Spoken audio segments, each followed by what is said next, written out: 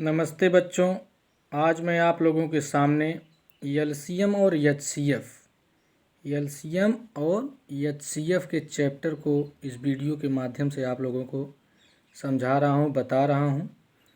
LCM और HCF का basic concept छोटे से लेकर बड़े तक जितने भी कॉन्सेप्ट होते होंगे उन सब को मैं आपको इस वीडियो के माध्यम से बताने वाला हूँ। तो आइए सबसे पहले ये समझते हैं कि एलसीएम और एचसीएफ का बेसिक जैसे नाम से क्या स्पष्ट है। जैसे देखते हैं यहाँ पर कि ये है लघुत्तम समापवर्त्य और महत्तम समापवर्तक। तो सबसे पहले नाम का जो मीनिंग है, अर्थ है, वो मैं बताऊंगा। सब कॉमन जैसे लीस्ट कॉमन मल्टीपल है और ये हाईएस्ट कॉमन फैक्टर है। तो यहाँ पर मल्टीपल और फैक्टर का मैं बेसिक कॉन्सेप्ट बताऊंगा।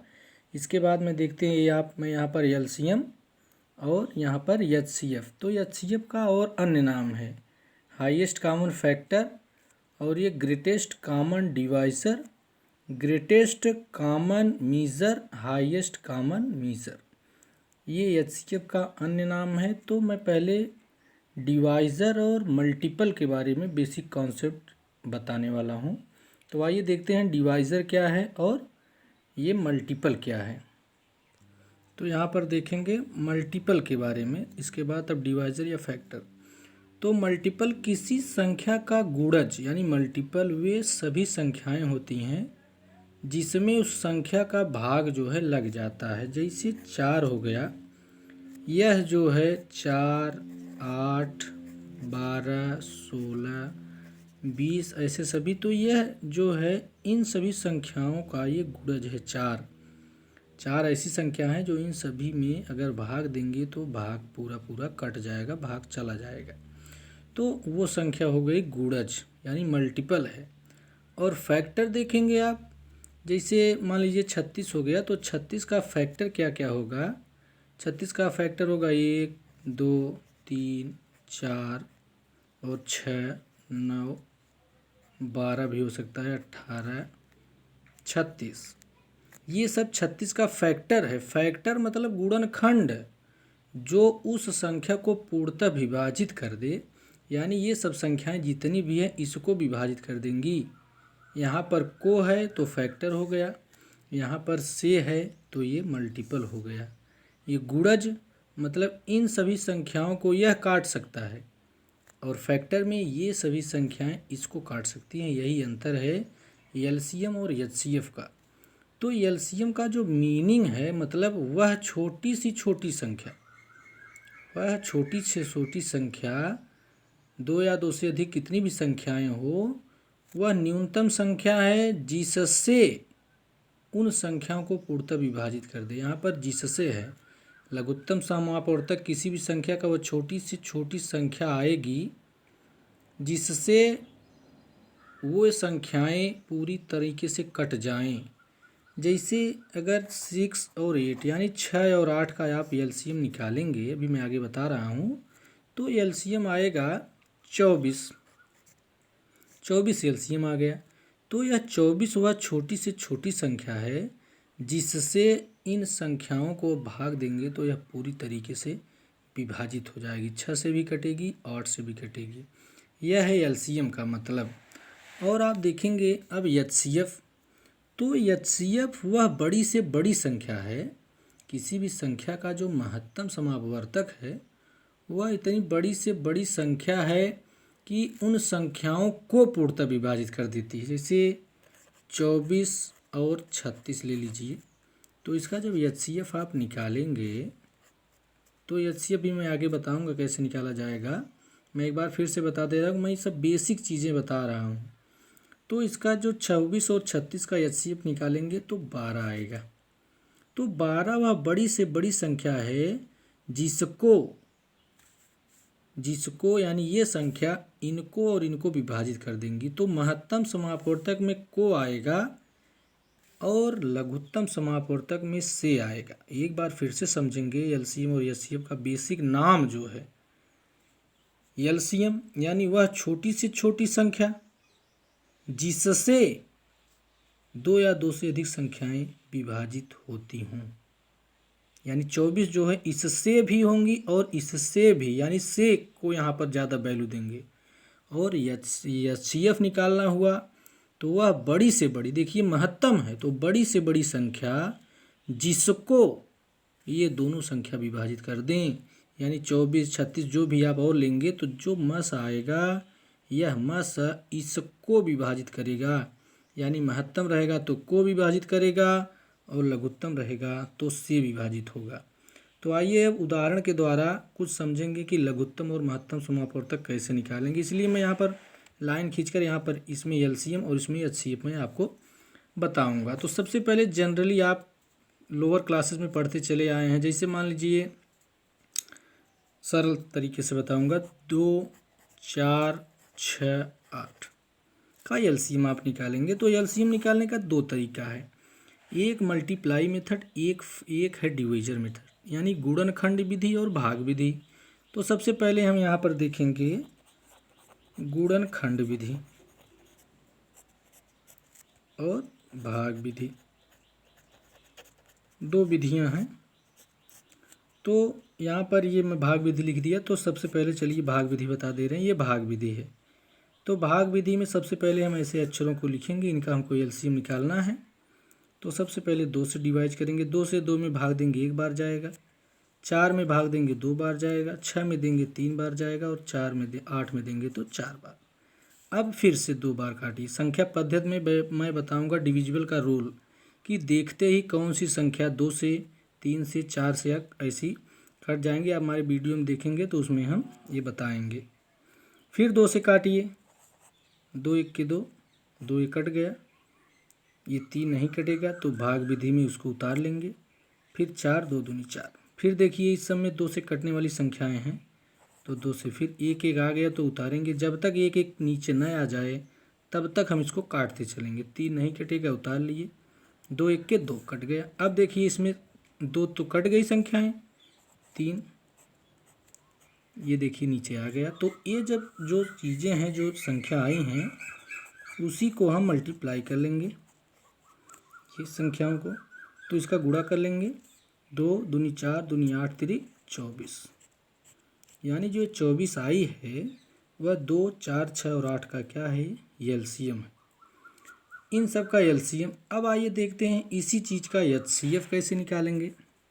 भाग विधि से 2, 4, 6 और 8 इसी का HCF निकालना है।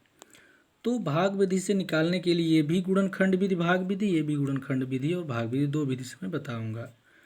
तो सबसे छोटी संख्या का उससे बड़ी संख्या में भाग देंगे कुछ इस कदर, ये कट गया।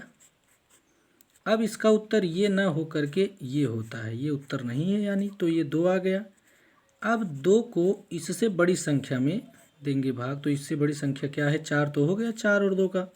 अब 6 में देंगे तो 2 3 6, ये भी कट गया। तो मैं ऊपर बताया ये उत्तर ना होकर ये उत्तर होता है HCF का है, तो ये हो गया। अब बची कौन सी है, 4 हो गया, 6 हो गया, तो बची है 8, तो 2 चौके 8 कट गया। यानी इसका जो HCF आया 2, 4, 6 और 8 का, वो आया है ये संख्या, यानी 2। तो देखिए 2, 4, 6 और 8 का HCF जो कि भाग विधि से 2 आया है, और 2, 4, 6, 8 का भाग विधि से LCM 24 आया है। सोच लीजिए जो LCM यानी लोअर है, जो लघुत्तम है, वो ज़्यादा संख्या आएगी और जो महत्तम है वो छोटी संख्या आएगी। इससे भी आप याद कर लीजिए कि जो लघुत्तम कहेगा तो यानी वो बड़ी संख्या आएगी, और उसी चीज़ का यदि महत्तम निकालना हुआ तो छोटी संख्या आएगी। नाम से स्पष्ट है। तो आइए देखते हैं अब गुणनखंड विधि से कैसे निकालेंगे HCF। तो गुणनखंड विधि, गुणनखंड विधि से देखते हैं। अब हायर क्लास में जब आगे बढ़ते हैं तो ये भाग विधि न लगा करके अब गुणनखंड विधि ज़्यादा महत्वपूर्ण रहती है। जैसे यही देख लीजिए 2, 4, 6, 8 और 10 का देख लीजिए। चूँकि ये गुणनखंड विधि है इसलिए इसका गुणनखंड करेंगे हम, 1 2 के 2 होता है, और 2 दूनी 4, 2 तिहाई 6, 2 चौके 8, 2 पंजे 10, कोई भी संख्या हो सकती है, जरूरी नहीं यही है, तो मैं सरलतम रूप से बताने का प्रयास कर रहा हूँ।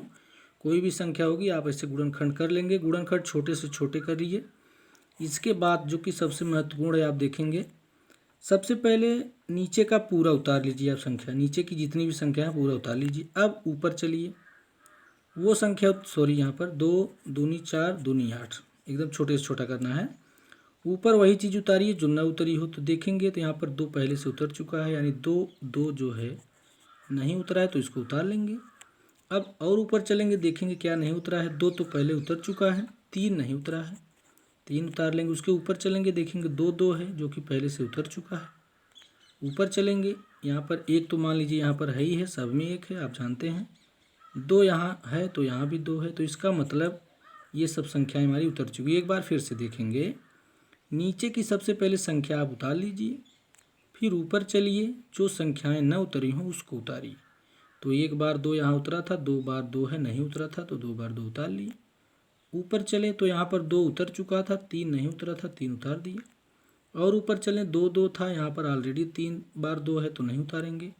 ऊपर चलेंगे तो 1 तो मान लीजिए सभी में है, तो 1 से कोई लेना देना नहीं। 2 है यहाँ पर, लेकिन यहाँ पर 3 पहले से है, तो बस यही चीज़ हो गया। अब इसका गुणा कर देंगे, 2 पंजे 10, 10 दूनी 20, 20 दूना 40, 40 3 120, यानी यह जो 2 4 6 8 10 का जो गुणनखंड विधि से आया है एलसीएम, वह 120 आया है। 120 क्यों है? क्योंकि यहाँ पर जो मैं 10 बढ़ा दिए इसीलिए 120 आया। अभी आप 10 हटा देंगे तो ऊपर जो 24 आया है निश्चित रूप से यहाँ भी 24 आएगा। अब आइए देखते हैं भाग विधि से इसको, एचसीएफ को। तो 2 4 6 8 यहाँ रहने देते हैं, इतनी संख्या 2 यहाँ पर भी आएगी, आप देखेंगे। तो चूंकि ये गुणनखंड विधि है, भाग विधि तो भाग देकर, गुणनखंड विधि गुणन करके। 2 1 के 2, 4 को 2 दूनी 4, 6 को 2 तिहाई 6, 8 को 2 दूनी 4 दूनी 8। एचसीएफ में देखेंगे, ये चूँकि एचसीएफ है और ये था एलसीएम। एचसीएफ में क्या है, एलसीएम में क्या था, पूरी संख्या नीचे उतारने के बाद जो नहीं उतरी थी उसको उतार देते। लेकिन एचसीएफ में कुछ ऐसा है जो सब में कॉमन होगा, वही चीज़ होगा एचसीएफ। तो यहाँ पर देखेंगे 2 इसमें भी है, 2 इसमें भी, 2 इसमें भी, 2 इसमें भी, तो इसका एचसीएफ यानी कितना हो गया, 2। ये रहा भाग गुणनखंड विधि से एचसीएफ, और ये रहा गुणनखंड विधि से एलसीएम। एचसीएफ में क्या करेंगे, जो चीज़ें कॉमन होंगी, भाई साहब ये छोटी चीज़ें बहुत ही हैं लेकिन बहुत ही बेसिक चीज़ें हैं। यह एक्स वाई कुछ भी ऐसा होगा, बीज या अंक की चीज़ें, तो आप बड़े आराम से इस नियम को याद करके दोहरा करके आप इस कॉन्सेप्ट पे कर सकते हैं, कहीं भी दिक्कतें आपको बिल्कुल नहीं आएंगी। तो यहाँ एलसीएम एक बार फिर से देखेंगे, भाग विधि से तो ऐसा था, आप जानते हैं, देख लीजिए वीडियो पीछे कर करके। और गुणनखंड विधि से सबका खंड करेंगे, इसके बाद नीचे पहले नीचे वाली सब चीज़ें उतारेंगे, फिर इसके ऊपर जो चीज़ें न उतरी हो उसको उतारेंगे, फिर ऐसे ऐसे करेंगे और गुणा कर देंगे। यहाँ पर गुणनखंड करेंगे, इसके बाद जो चीज़ें तीनों में होंगी वही इसका एचसीएफ हो जाएगा।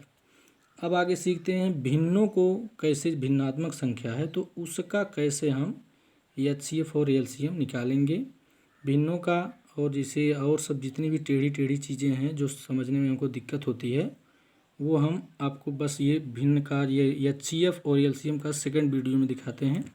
वीडियो लंबी ना हो इसलिए छोटा छोटा करके फर्स्ट पार्ट और 2 पार्ट में करके आपको दिखाएंगे। आप पूरा वीडियो देखें और यदि आपको पसंद लगे तो एक लाइक ज़रूर कर दें।